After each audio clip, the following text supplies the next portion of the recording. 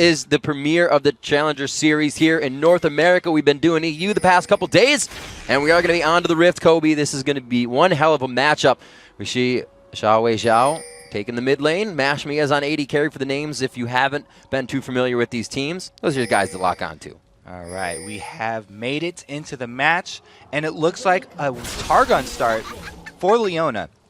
I do really like this pickup, by the way, just because you can shove the lane super early with the execute from that item. The first 2 minions going down is a huge help in these dual lane fights that have really become so centered around the early level 2 and the early aggression, especially when you have these champions like Leona who can make you pay for that early. Yeah. The BM begins already. I like the mana pop by here, and obviously the fast charge off Fountain coming from Rockblood. Gets that charged up right fast. Looks like he will want to use it in lane and chug that potion to keep going aggressive.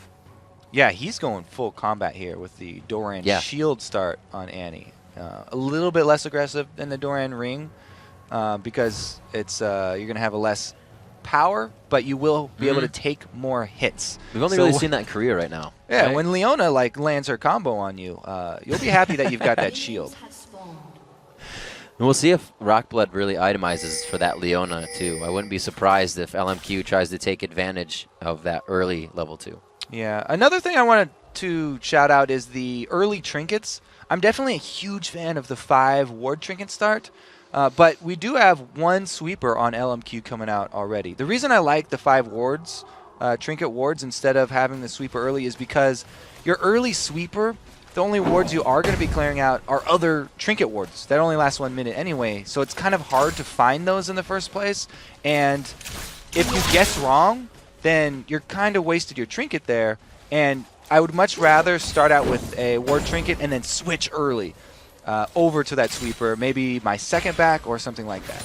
And don't you always kind of point out that the wards die when the junglers are kind of getting ready to come out of the jungle as well? So I mean, look at that aggression down bottom, not even level 2. Rockblood eats the cookie, but he doesn't eat the mana pot, doesn't need it just yet. He is going on his biscuit, and he is very, very low. It's not even level 2 for these guys. LMQ is going hard in that bottom lane. Right, level 2 coming up in a couple more minions. Annie is having to recall already. Pretty happy that she has that shield. Was taking a beating to the face. That is still absolutely not good for these guys. That means that they will not have synergy at level 6 unless they're somehow left alone or able to get kills there.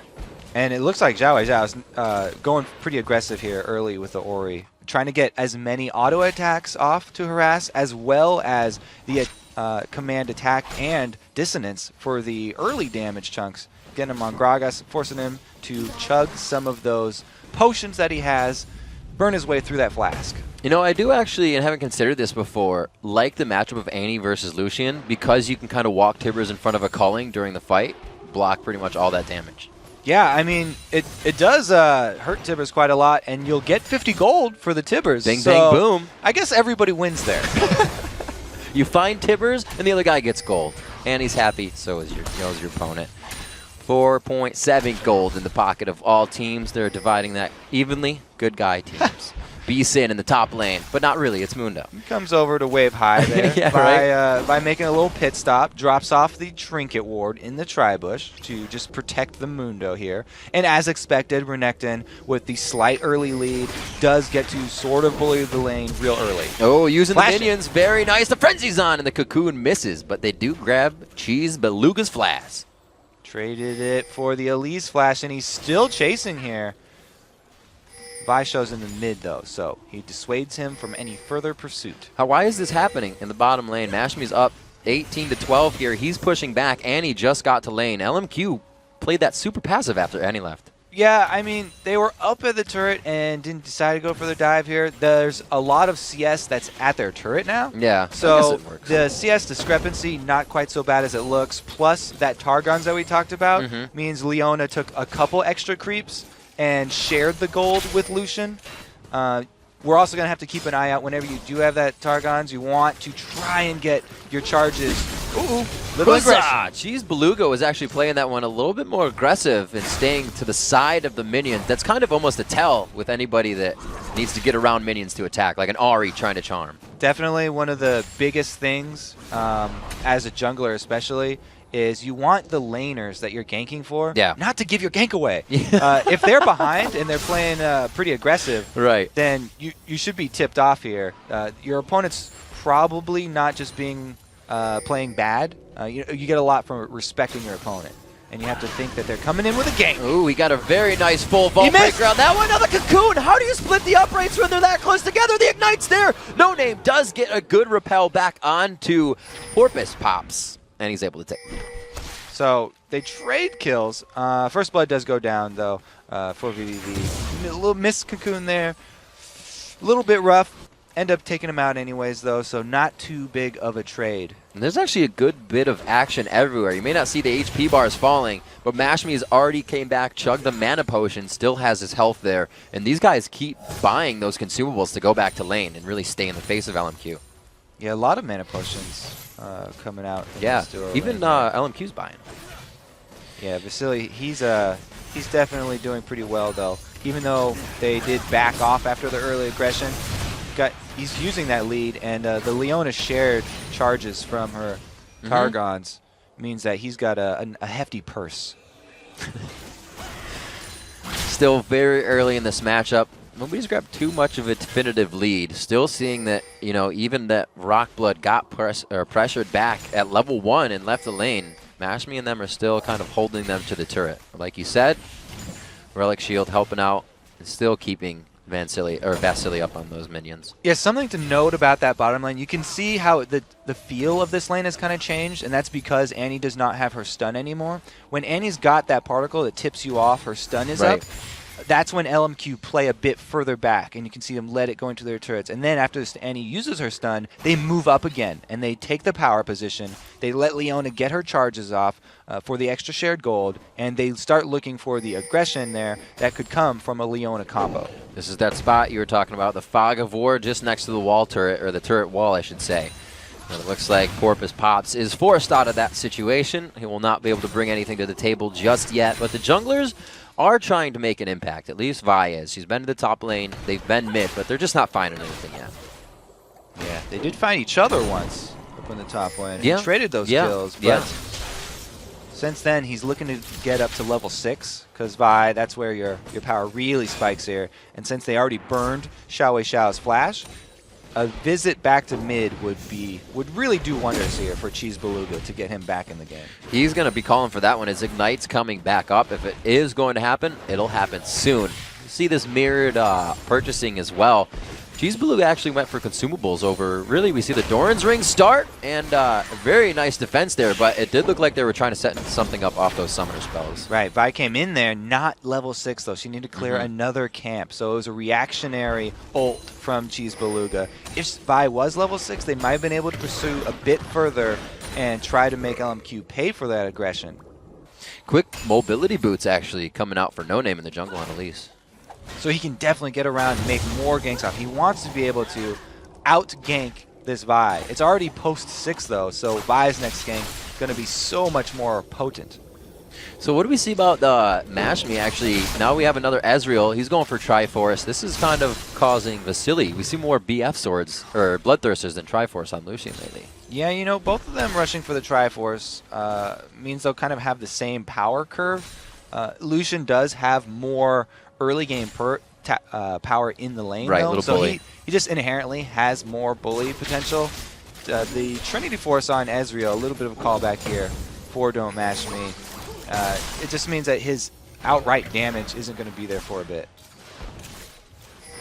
Xiao, now with that blue buff, able to use W a little bit more in lane. It's pretty mana intensive for Ori if you try to always use that, so he's more comfort in pressuring that. But get a little roam by Cheese Beluga here. This could be bad to coming in for LMQ. All right, he walks through this Tribush ward, but since a cleaver doesn't land, you know, there's probably won't be any pursuit. Right. They actually turned back around, too. They were like, yeah, we're ready. We'll bait this fight in and take the kills. Now he might get pinched in his own jungle, though. Now he's 6. He took those camps that were necessary, and he's trying to get back out. He, in the mid lane, you're right. Cheese Beluga getting a little pop there, but they keep it safe in the bottom. Oh, nice job. Taking that away. A little cheeky steal. Nothing came out of the bottom lane either, so not as much wasted time, but they're just not getting much out of their transitions here. It's an interesting choice by Elise to camp top because it does leave open this bottom lane for Annie to set up a level 6 Vi gank, which would be amazing for them to turn that around because they need to make something happen as the top turret's falling and they start heading over towards this dragon that's been pre-warded by LMQ. And something we didn't notice actually is that Mundo did not, or I didn't, that he did not take Ignite. He had that champion select, switched to teleport, and he did not use it to get back to lane there either. So saving face, knows his team is going to be grabbing Dragon, just goes ahead and guards that second turret. Yeah, he was able to change that summoner in the last seconds when we couldn't see champion anymore. So he's got the teleport just in case you want to go for the dragon there. That's why I think they made this call. Okay, so that's a really good call by LMQ. They go to the source of the global. They know that they'll just trade the dragon for this top turret objective because they wouldn't want to fight the dragon anyway. They're down a teleport spell. Mash me. Every little bit of extra gold that they have, they're putting into potions. And why not, right? You're going to be sustained in lane. You're going to be able to stay a little bit longer.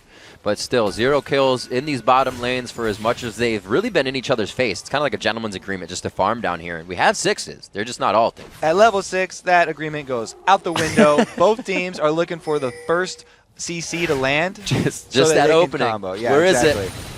Annie's just going to hold on to this stun for as long as possible because they really need it. If Leona's able to land anything, I give LMQ it could easily change man points if they go in first because you know they're going to eat a Tibber. They want to see that Tibber miss and then go in. Looks like we are going to get a little bit of help here. It's not going to be from No Name. He's backing on the side of LMQ, but Porpoise Pops is in position for this. Now, I love these really deep wards by LMQ. It's not... Oh, I think it just died there to see Vi come down. They've got the side bush warded here, but it was just pinged out by vVv.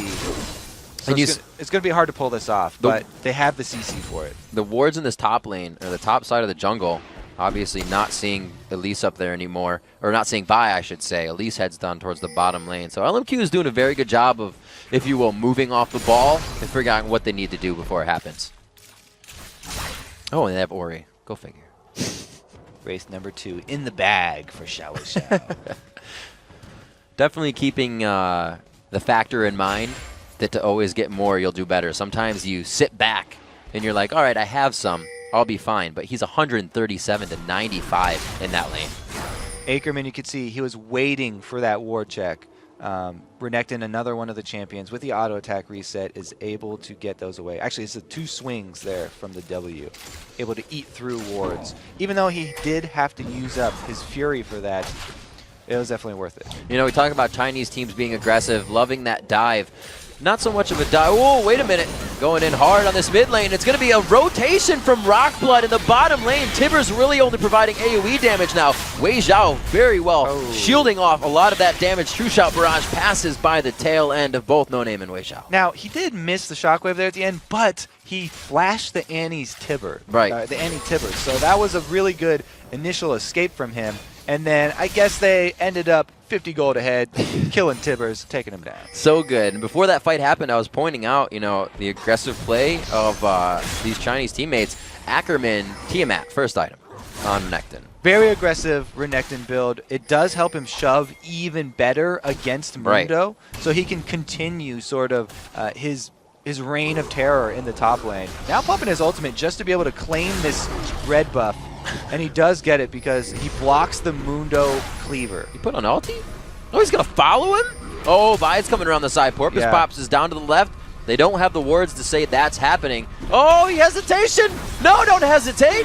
He's the red buff. He's just going to transfer it back. Wait, he has enough time to run to his team. Flash over. Oh, the slice is almost enough for the dice. And now it's B-Sin.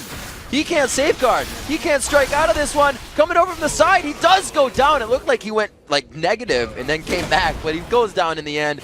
Wei Zhao trying to come in with No Name here. There's a lot of, I think, miscommunication / I've helped you, you need to get out. Well, those mobility boots on Elise just paid off right there. Yeah. Barely arrived in time so that they were able to answer that kill. And Ackerman stealing away the red might have been a little too much because he lost his life for it, but then since his team is able to answer, he can call worth it in the end. And this is just continuously in the mind of Wei Zhao right now. I have to farm if I'm going by a camp. 162 coming in at 15 minutes.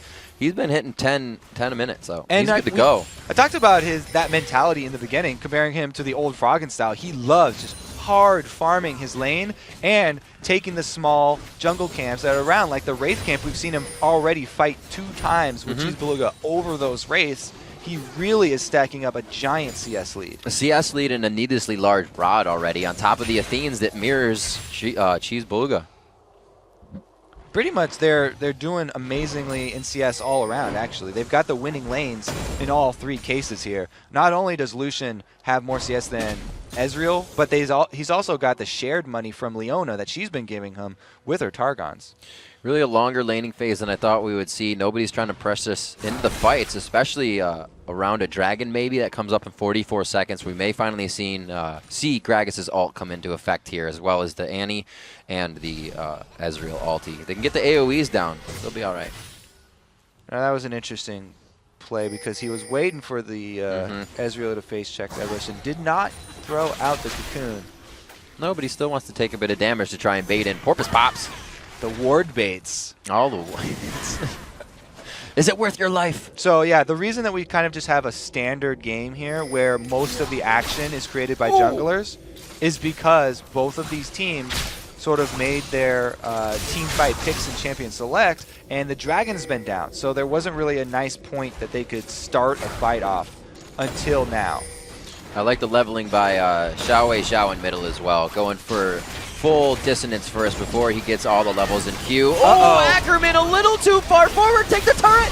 Somebody get the turret. Ackerman goes down, but they pull that back. No, he doesn't. What? He's alive. How does this happen? Oh, wow, that missed him too. I need glasses because I think he died, but he didn't die. He's a god. All right. He's a god. Let's keep your eyes on this Renekton. He's taking the turret right now. He's so deep. Yeah, let's zoom in on that. He's right between the Vi and Dominus. Okay, so he's got the tiny bit of extra health. The shield! The shield! He went down to 6 life. Now here comes the True Shot Barrage. Just barely whiffs. The shield, I think that threw you off because it was all white and gray. Well, no, yeah, because it would have been the health that exactly. took him to negative 400. Or it would have been that low, but damn. I am so glad. Like I said, I hope we were excited in these games, and it is already putting us on the edge of our seat. But that's 200 CS now to Wei Zhao in the mid. And that wasn't even with a completed Hydra. He didn't have the AoE lifesteal there. That's just his lifesteal. Regular Tiamat, and he's built super tanky. Gotten so much early magic-resistant armor. Surviving with that last shield from Xiao. Yeah. Pretty speechless. He's a god. That was awesome. There you go. Let's look at the AD carries right now, because we did talk about Mash Me a little bit. He's finished the Triforce, and I have to consider that past that Triforce and the Scepter, there's still a big chunk of change in the hands of Vasily right now. So Lucian and Leona winning that bottom lane, I'd say, as they come out. But like we said before, Kobe, they're winning every lane. Yeah, it's one of the reasons why we haven't seen a whole lot of Ezreal picks lately. Yeah, a lot of his laning phase really depends on those skill shots. If you just miss even a couple, then he does get a little bit behind there. Lucian, meanwhile, very much a lane bully, even with the adjustments to those blinding lights for his Q. So seeing this, wouldn't we consider that vVv has to break this laning phase now, being down in each one? They got to put their forces and powers together. Yeah, they need to find a pick-off here with the Gragas, but look at the wards that have been dropped down by LMQ. They're doing an amazing job of roaming into the vVv territory with all their wards ready after they've taken control of this bottom side map. No middle turret and no bottom outer turret means that they want to claim the blue side for their own, because Gragas without a blue is much less of a problem. You can't continuously wave clear like Ziggs. They're not just winning, they're definitely keeping vVv from having any openings of coming back. So they're multitasking the fact that they're doing well with still adapting to everything vVv is trying to do. Like you said, the ward's coming out, doing very well, and they're able to get initiations like this. B-Sin getting caught Oh, out. the ground control used right there on the Mundo. He will not go where he pleases. He will not pass go. He will go straight to the fountain. And it's just a very standard game being played here from LMQ. They win all of their lanes. Then they insert their influence into the blue side jungle so they control the blue buff as well as the dragon with their team fighting composition here. It's pretty much the standard plan for them to finish it out. And then they pick off a kill because of their amazing vision. And it's okay if they stack all their CC because they're taking down the main tank here, the Mundo. Right. And that kind of confused me for a second because I figured he'd be in the top lane. He has teleport for when they need him. Dragon's already down. I don't know. I think they're kind of putting themselves in a bad spot right now, but they are trying to come back from lost lanes all around. Got to give it to LMQ right now for playing so damn well in this game. Wards all across the river keep them safe if they have to kite out of anything, and they're already starting to get offensive wards deep in vVv's jungle. You see that? There's so many wards that Cheese Beluga, even though he could see them, he doesn't have the time to get off enough auto attacks to clear them out. They have sweeper swapped. They got 3 sweepers on the team. The sweeper swap from the trinkets. Nice. They're going to try to get themselves back in this one, but there is such an amount of gold that they're working against, along with items. Those are core items. The Rabadon's being finished up. Ori ultimates are going to be absolutely detrimental to their health bars now, and they don't have enough time to start building magic resistance even. This Ackerman build is really interesting to me, with the early rush to the mat and then going straight for defensive stats there. Not even health, just going for the resistances because they work so well with his ulti. It's going to be really hard for him to take all this damage if they decide to buy ult. There he is on to Ackerman. He's not going to have that sustain. Oh, he gets up to half, so he can charge it back a little bit with that rage, but I don't think it's going to be enough. It does take 3 to take him down, though, and when 3 are taking it down, you look around the map, and that's just vVv trying to get a bit of gold. They don't have the minions in position to push anything else, and this is just them trying to gain ground in a long stairwell. Pretty funny answer because LMQ just used everything they had on the vVv top laner. So they answer back and say, yes, we can do that too. We'll take down your Renekton. Side lanes not pushed too well. You can see that it's slowed down LMQ. They know they need to formulate a little bit of off-the-ball play before they can go back to their mid lane pushing. And we see that the lanes switched out now. I'm saying vVv needed to get out of those lanes. That's slowing down LMQ a little bit too. Yeah, vVv are in a tight spot here because LMQ did all the work winning all 3 lanes. It's very hard for them to choose a direction to go to. Porpoise Pops kind of has to make the choice. Which lane does he want to salvage? Which lane has the biggest opportunity for carrying here? And wasn't really able to get much. I mean, Mundo was able to survive there with 2 kills, but if they just have a tanky Mundo running around in the back and not any damage to output while he's running around, then they won't be able to actually win any of the team fights with LMQ, and LMQ can just continue to take dragon after dragon and increase the gold lead until they're at the point where they want to die. For all that's happened and how far LMQ is ahead on the other side of the map with kills and whatnot, it's only an 8,000 gold lead, and that still stands to be quite big at 23 minutes, but it's not anything that, I should say, it's something that vVv can come back from. If they hold out, they do have a team that'll scale pretty well in these fights. They also, vVv, they do have a chance because they're going for the Talisman of Ascension. They could have that speed boost, and that's what you need to catch somebody out. They've got a Gragas, an Annie, and a Vi. I mean, if they get into a position where they find a few members of LMQ separated from the rest of their team, then they can definitely make a play on that. The only problem for them is that LMQ are not separating. They're coming in S5, and as 5, they definitely trump this vVv team as far as raw team fighting power is concerned. Very hard for them to defend this turret. Thought they would have dove a little bit, but there's a Gragas there. They're playing it smart. And an Annie. Just thinking of the old who LMQ is and what their play style is. But they do see that turret, and they're hatching a ward right now. Moore is actually sitting on top of that. Let's see what could... Now, poke doesn't actually do too much. They do get the cask out, but that's only going to allow LMQ to play a little bit safer here. Use the Gragas out there to try and spread out the team and clear the wave at the same time. But old Vasily on the side, continually auto-attacking the turret, able to take it down. Did he grab that with the ult? No, he didn't. Not too close on that. Did go to Orianna, so Xiao Zhao is going to be able to facilitate his team with about 1.83 seconds of ball movement now that he has a level 5 and that blue buff on. It's actually ridiculous. It talked about dancing earlier, and that's what it's like when you play Orianna. That's why she's so fun, because you dance with her. And I really like how his build is going now. He's gone for so much damage. After the Athenes, straight into the 2 giant AP damage items. The Death Cap plus Void Staff combo is just the ridiculous spike that you would want on any mage. His shockwaves are going to be destroying multiple people. The shockwaves can be followed up, or Tibbers, as we saw earlier. He just killed straight Tibbers. We haven't seen Rockblood do too much flash initiating. He's kind of been towards the back. A lot of cheesed Beluga's ultimates have been defensive Gragas ultimates, and we haven't seen them try to do a fight on their terms yet.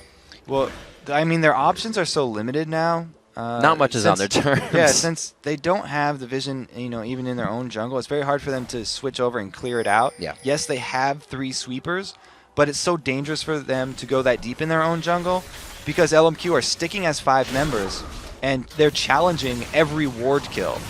Ward kills take so long just to get off here that they're not even allowing vVv the time to get those auto attacks in. And the game always gets so much harder when the opposing team now owns both sides of the map. 5 turrets taken down for LMQ. They look right now at the top 2nd tier turrets down to half health. And it looks like they're going to stay here for the long haul until this goes down. So vVv, in the comeback at a turret, if they can get a Gragas ultimate to knock one of these members forward and 4 of them back, then they can use that Annie combo to kill whoever's knocked forward and just hold. I don't think that they're even going to be able to pursue a team fight. Whoa! After that, he's gone! Oh, he gets the shockwave double man, but it's also the duo solar flare, and they're going to come into that fight very easy. When you think you're safe, you got to watch out for the Ori ball. Very well placed by Wei Zhao. That Death Cap Void Staff combo that we talked about, definitely paying off right there for Xiao Zhao. He just annihilated Gragas. And that is going to make LMQ feel a lot better, knowing they can do that instantly to the health bars of the other carries. They're feeling a little bit more confident. We may see, think more tower dives maybe. Wow, looks like they're just going to go force a Baron right now. Even with no inhibitor down, those 2 kills are enough.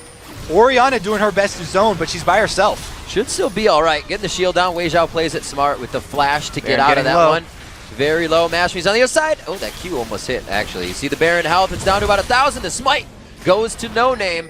Will the chase beyond? Oh, he gets into it. He activates the Tiamat. Throws down a bunch of damage as he gets the Call the Meek in there as well. And it looks like he will try to possibly lock down Rockblood, but he does not want to go in seeing the rest of the team.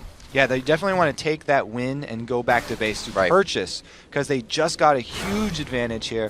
And if they go back to base and get their items with this Baron buff, then there's not much of a response from vVv. But if they kept chasing, being already down their Renekton ultimate, then that would be one small way that there would be a chance for vVv.